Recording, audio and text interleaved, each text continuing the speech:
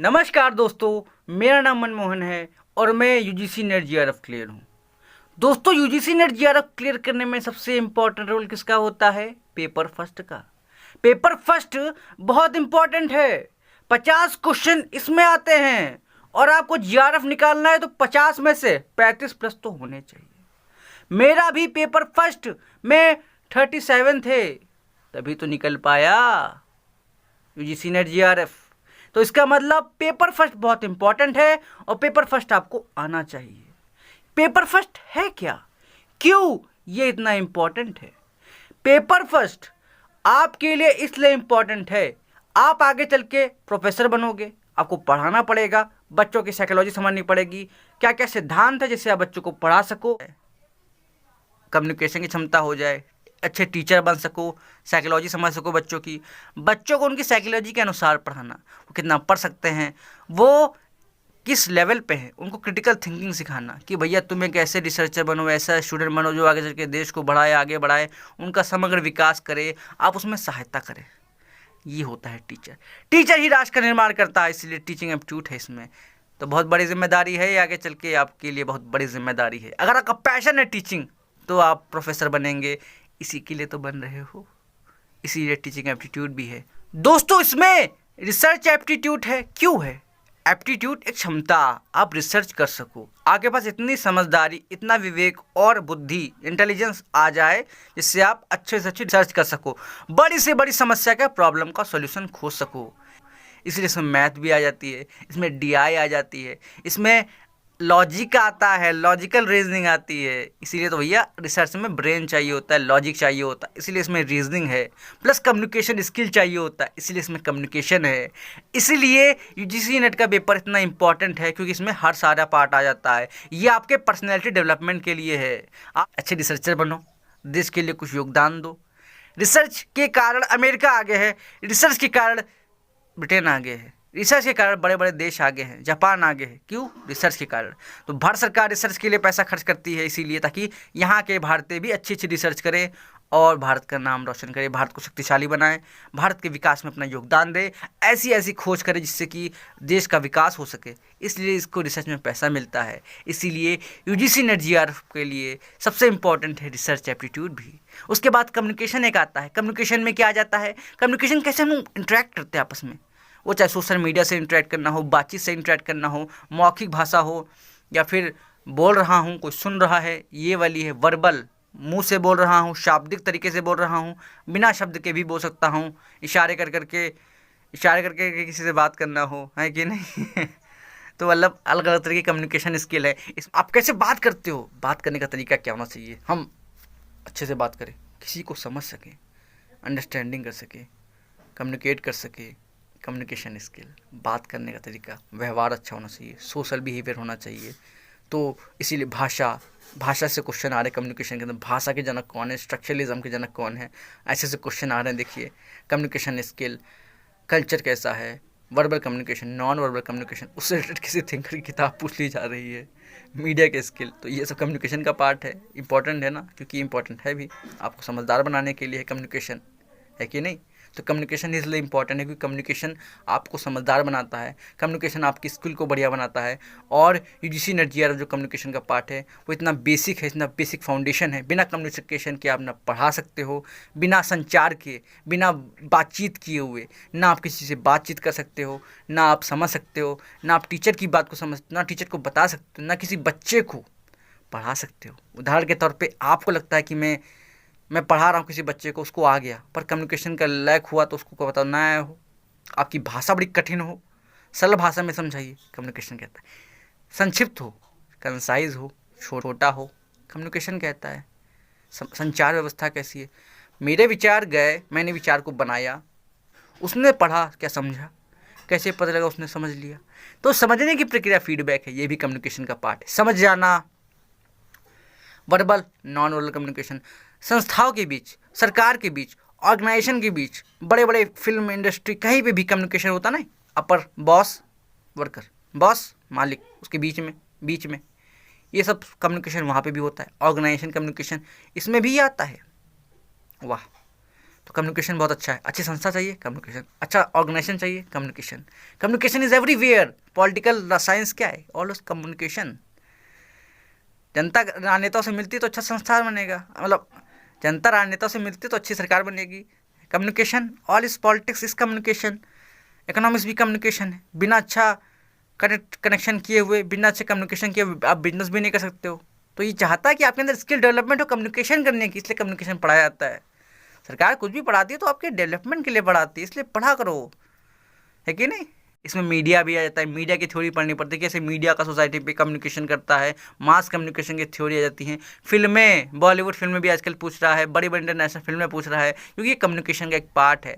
Communication को बढ़ाना है तो फिल्म, बॉलीवुड, मीडिया भी आपका एक माध्यम बन सकती हैं। इसकी भी आप जानकारी ले लोगे तो आगे चल के आप अच्छे रिसर्चर, PhD स्कॉलर कुछ भी बनोगे तो हर चीज़ की नॉलेज होना आवश्यक है, इसलिए इसमें कम्युनिकेशन भी है। पीपुल डेवलपमेंट एंड एनवायरनमेंट, ये एक ऐसी यूनिट है, सरकार का उद्देश्य है हमारा छात्र समझदार हो, पानी गंदा ना करे। तो वाटर पॉल्यूशन पे क्वेश्चन पूछ रहा है, जमीन पॉल्यूशन पे क्वेश्चन पूछ रहा है, लैंड पॉल्यूशन, नॉइस पॉल्यूशन, उसके साथ साथ जो धुआं, कार्बन डाइऑक्साइड, कितने टाइप के पॉल्यूशन होते हैं वो पूछ रहा है। CO2 कार्बन इमिशन क्या होता है, सरकार की क्या नीतियाँ हैं, SDG गोल, MDG गोल इसी से रिलेटेड है। विकास क्या है, विकास के MDG गोल पूछता रहता है हर बार। ओजोन लेयर को देखो कितने बड़ा बवाल हो गया था, ओजोन लेयर के क्वेश्चन इसी में आते हैं। मोटा माटी, पोटा पाटी, सारे क्वेश्चन। पर्यावरण, एथेनॉल क्या है, तो सरकार की योजनाएं हैं, कैसे कैसे नए नए पेट्रोल हटा करके रिन्यूएबल एनर्जी, ऐसी ऊर्जा जो आने वाली पीढ़ियों के लिए भी काम आ जाए। Forest act, water act, pollution act, biodiversity act, ये भी पूछता है इस पीपुल डेवलपमेंट एंड एनवायरनमेंट में। हम ये कह सकते हैं कि पर्यावरण के लिए एक अच्छी यूनिट है, और ये यूनिट आगे चल के क्यों काम की है, क्योंकि हर आदमी को भारत के बारे में, दुनिया के बारे में, पर्यावरण के बारे में जानना चाहिए। पर्यावरण इस समय बहुत बड़ी चुनौती का सामना कर रहा है। पेड़ काटे जा रहे हैं, और पेड़ को काटे जा रहे हैं तो कार्बन इमिशन बन रहा है, बहुत सारे कार्बन डाइऑक्साइड कोई सोख नहीं पा रहा है, इसीलिए बहुत सारी समस्या आ रही हैं, ग्लोबल वार्मिंग आ रही है, क्लाइमेट चेंज आ रहा है। इस समाज को बचाने के लिए सभी को आगे आना पड़ेगा। उसके लिए UGC नेट या फिर सरकार यह प्रयास करती है कि इस तरह के क्वेश्चन हमेशा से आ जाएं। इसमें इतने सारे क्वेश्चन इसीलिए आते रहते हैं ताकि आप एक सिंसियर व्यक्ति बनो और UGC नेट को क्लियर करो, आगे बढ़ो, शक्तिशाली बनो, पर्यावरण को बचाओ। पानी का प्रदूषण से लेकर के, पानी प्रदूषण, वायु प्रदूषण, carbon dioxide, primary pollution, secondary pollution से लेकर के कितने सारे, मिट्टी, लैंड, वार्म, किस तरह की चीज़ें हैं जो इसमें पूछी जाती हैं। कितनी खतरनाक है ना यूनिट, बड़ी यूनिट है, पर मैं वीडियो बनाऊंगा, ये तो इंट्रोडक्शन पार्ट है। एक और यूनिट है ICT, इंफॉर्मेशन कम्युनिकेशन टेक्नोलॉजी। तो information communication technology ICT computer का पार्ट है। ये किस लिए है, सरकार चाहती है हमारा जो छात्र है, स्टूडेंट हो, वो टेक्नोलॉजी का जानकार हो, समय के साथ चलना चाहिए। तकनीक बहुत आगे बढ़ रही है, यदि आपको तकनीक का ज्ञान नहीं तो बहुत पिछड़े हुए हो। नए नए ऐप आ रहे हैं, AI आ चुका है, कंप्यूटर आ चुका है, वाईफाई आ चुका है, इंटरनेट आ चुका है, कम्युनिकेशन टेक्निक आ चुकी है, सोशल मीडिया, व्हाट्सएप, इंस्टाग्राम, कितने सारे नए नई तकनीक आ चुकी हैं, ये आपको पता होना चाहिए। UPI, गूगल पे, ऑनलाइन मार्केट, कितने सारे इनके बेनिफिट हैं, पर इनके साथ खतरे भी हैं। वायरस से लेके वर्म्स, बहुत सारी खतरनाक चीज़ें, साइबर सिक्योरिटी, वो भी इसमें आ जाता है। तो ICT के पार्ट में बहुत सारी चीज़ें आ जाती हैं। इस पूरी यूनिट में आपको यही सब पढ़ना है, समझ के पढ़िए। एक ऐसा जागरूक छात्र बनना है, जागरूक, जो कि इन सब की नॉलेज रखता हो, इनके बारे में पता हुआ हो। वायरस क्या है, OMR क्या है, ऑनलाइन पेमेंट क्या है, क्या इसके फुल फॉर्म है, ये क्या कार्य करता है, RFID क्या है, वाईफाई क्या है, लोकल एरिया नेटवर्क, और भी एरिया हैं जो कि ICT के अंदर एक रिसर्च का काम करते हैं। प्लस रिसर्च में बहुत सारे ऐप काम आते हैं, उनका MS एक्सेल आपको पता होना चाहिए। तो डेटा आप रिसर्च करोगे, डेटा के बाद आपको डेटा कंप्यूटर पे चढ़ाना है MS एक्सेल पे, उसके लिए रिसर्च का एक डेटा एनालिसिस में काम आता है। तो रिसर्च एप्टीट्यूड इसलिए जरूरी है। इसका भी आपको अलग से पूरे चैनल पे वीडियो मिलेगी। तो ये तो स्टार्टिंग है, इंट्रोडक्शन है ये इस बहुत सारी यूनिटों का।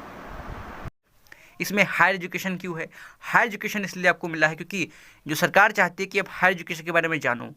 एजुकेशन मिनिस्ट्री के बारे में जानो, बड़ी बड़ी यूनिवर्सिटी कैसे खुली ये जानो, कैसे मैकॉले से स्टार्ट होता हुआ वुड डिस्पैच, हंटर कमीशन और रेले आयोग से लेकर के राधा कृष्ण आयोग से लेकर के बहुत सारे संस्थान खुले जो कि शिक्षा के माध्यम से भारत में परिवर्तन किया, भारत में उपनिवेशवाद का साधन भी बनाया शिक्षा। इसीलिए पेपर फर्स्ट में इतना इम्पॉर्टेंट है और ये बहुत ही समझदारी से पढ़ने वाली चीज़ है, क्योंकि कोई भी चीज़ सरकार क्यों पढ़ाती है। और इसमें इंडियन नॉलेज सिस्टम जो कि एनईपी है वो भी आ जाता है। एनईपी में क्या है, इंडियन नॉलेज सिस्टम को पढ़ाना, इंडियन ट्रेडिशनल नॉलेज, योगा, वेद, आयुर्वेद, बड़े बड़े जो आध्यात्मिक शिक्षाएँ, फिलोसफिकल शिक्षाएँ, उन पर ध्यान देना, आर्यभट्ट, ब्रह्मीर, विभिन्न तरीके के प्राचीन वैज्ञानिक शोधकर्ताओं को याद करना, उनके ग्रंथों को पढ़ना, उनके बारे में जानना, भारत की पद्धति के बारे में जानना, ये सब भी उसी में आ जाता है। तो एक दो क्वेश्चन उसके बारे में भी आ जाते हैं, तो मतलब ये भी क्वेश्चन हो जाते हैं। देखिए लॉजिकल रीजनिंग, मैथमेटिकल डीआई, ये तो उसी का पार्ट भी हो जाता है। कुछ सारे लॉजिकल रीजनिंग आपको भारतीय मतलब भारतीय दर्शन के भी मिल जाते हैं, बुद्धिज़्म में, हिंदुज़्म में, सांख्य, वेद, वैशेषिक, ये सब दर्शन है, इसमें मिल जाते हैं। तो ये कह सकते हैं बहुत सारे दर्शन है, बहुत सारे लॉजिक हैं, इसका भी एक पार्ट मिल जाता है। और पेपर फर्स्ट के अंदर में एक और यूनिट है, इसको बोलते हैं यूनिट है लॉजिकल रीजनिंग। लॉजिकल रीजनिंग बहुत इंपॉर्टेंट यूनिट है, बहुत अच्छे नंबर देती है। हर आदमी को लॉजिकल होना चाहिए, तार्किक होना चाहिए, समझदार। हर चीज़ का एक तर्क होता है, तर्क एक प्रक्रिया में दिया जाता है, उस तर्क को समझना, उस लॉजिक को समझना, ये कहता है तर्कशास्त्र। एरिस्टोटल ने भी लॉजिक का जनक माना जाता है, वेस्टर्न लॉजिक का। भारत में भी लॉजिक है, तो हर लॉजिक में क्या आता है, एक तर्क है, ए बी सी। क्या ये तर्क एक दूसरे को काट रहे हैं, क्या ये दोनों तार्किक हैं, क्या ये व्यवहारिक हैं, इनको हम तर्क के माध्यम से जानने का प्रयास करते हैं, अनुमान लगाते हैं, क्या ये सत्य है। सत्य तक पहुंचने का तर्क एक माध्यम भी हो सकता है। यदा भी कुछ लोग मानते हैं कि असत्य को हटा दो सत्य तक पहुंच जाओगे, तो तर्क उसका भी माध्यम है कि नहीं। तो लॉजिक है, लॉजिकल रीजनिंग है, वेस्टर्न लॉजिक है, इंडियन लॉजिक है, सिलोजिज्म है। मैं समझाऊंगा आगे चल के, और आने वाली वीडियो में मैं आपको समझाऊंगा। पर ये पेपर फर्स्ट की यूनिट है, मुझे लगता है ये अच्छी यूनिट है, आपको समझ में आनी चाहिए लॉजिकल रीजनिंग, है कि नहीं। इसमें एक और है दर्शन, फिलॉसफी। कौन सा दर्शन कौन सा प्रमाण मानता है। अब मान लीजिए मुझे लॉजिक पढ़ना है, तो लॉजिक क्या कहेगा, मैं देख के ज्ञान प्राप्त कर रहा हूँ, तो ये जो हमारी इंद्रिय होती हैं, सेंसेस के थ्रू नॉलेज को पाना, देख करके, सुन करके, नाक सूंघ करके मार रही है कि नहीं, देख करके और बोल करके, सुन करके नॉलेज आती है, बुजुर्ग की नॉलेज आती है। और स्किन, ये मतलब स्किन से मतलब हम लोग हवा ले रहे हैं ना, स्किन महसूस करते हैं, ये इंद्रिय नॉलेज है। कुछ लोग इसको परसेप्शन कहते हैं, प्रत्यक्ष ज्ञान। कुछ कहते हैं हम लोग अनुमान से ज्ञान प्राप्त करते हैं, हमारा ऐसा मानना, ऐसा था, ऐसा है, और इस प्रकार से हमने ये देखा, इसके लिए हमने ये अनुमान लगाया लॉजिकल एस्पेक्ट्स के साथ। कुछ एग्जाम्पल से ज्ञान प्राप्त कर लेते हैं। तो इसमें भी अलग अलग अनुमान हैं, अलग अलग तरीके हैं, तो ये भी लॉजिक का एक पार्ट हो जाता है। अच्छा पार्ट है, आपको मज़ा आएगी पढ़ने में। अच्छा ये भी ज्ञान का तरीका है, इसलिए पढ़ो, मज़ा आएगी। क्योंकि भाई रटोगे तो फिर समझदार नहीं बनोगे, आनंद नहीं लोगे। ज्ञान का तो आनंद लेना चाहिए इंसान को, काम को आनंद बना लो, फिर दुनिया में किसी आनंद के पीछे भागने की आवश्यकता नहीं है। कि नहीं, लॉजिकल रीजनिंग। और इसमें यह भी है कि मान लीजिए लॉजिकल रीजनिंग इसलिए इम्पोर्टेंट है क्योंकि आगे चल के आप अच्छे फिलोसफर, अच्छे दर्शन, कुछ तो एक तर्क शक्ति आ जाती है इंसान के अंदर, इसलिए इम्पोर्टेंट है। आगे आने वाली वीडियो में मैं पूरा लॉजिकल रीजनिंग एक अच्छे से पैटर्न के साथ सिखाऊंगा, समझाऊंगा, और PYQ से सब कुछ करवाऊंगा। कॉम्प्रिहेंशन ये थोड़ा इजी रहता है क्योंकि आप पढ़ पढ़ के पूरा उत्तर देख सकते हो, तो कॉम्प्रिहेंशन यूनिट थोड़ी इजी रहती है, कॉम्प्रिहेंशन इजी रह जाता है। लेकिन बाकी जो मैथ DI है, क्योंकि ये भी मेरा कमज़ोर था, तो भैया 10 में से लगभग मेरे 4 सही हुए थे मैथ और DI, तो उसको छोड़ करके मेरे 37 सही हुए थे। तो ये वाला पार्ट मैंने कवर कर लिया था। मैथ थोड़ी कमज़ोर है, लेकिन बिना मैथ के ये हाल है, तो सोच सकते हैं कि अगर आप कितना आपको ज़्यादा मेहनत करनी पड़ेगी। मेहनत करने के लिए गाइडेंस दूंगा इस चैनल के ऊपर, इसीलिए इस चैनल पे अब मैं ऐसी वीडियो डालूंगा जिससे आपको शक्ति मिले, ज्ञान मिले, विवेक मिले, बुद्धि मिले, कैसी स्ट्रेटेजी होनी चाहिए पढ़ने के लिए, क्या सोर्स होने चाहिए, इस चैनल पर मैं बताऊंगा। मैं Manmohan, UGC NET GRF political science, आपकी हेल्प के लिए, आपको कुछ हेल्प मिल सके उसके लिए वीडियो बना रहा हूँ। और आगे आने वाले समय में ये परिवार लंबा होने वाला है। ये मेरा बेसिक फाउंडेशन वीडियो है। इसके बाद आगे चल के मैं और आपके लिए ऐसी वीडियो लाऊंगा जिसमें इस चैनल, इस एक एक यूनिट का निचोड़, सार, कैसे कैसे क्वेश्चन आ रहे हैं, किस प्रकार के क्वेश्चन पूछे जा रहे हैं, सारी चीज़ें इसमें मैं बताऊंगा आपको। और ये वीडियो स्ट्रक्चर के तौर पे है। ठीक है दोस्तों, स्टार्ट करते हैं। लक्ष्य बड़ा है यहाँ दोस्तों। ठीक है दोस्तों, थैंक यू। जय हिंद, वंदे मातरम, भारत माता की।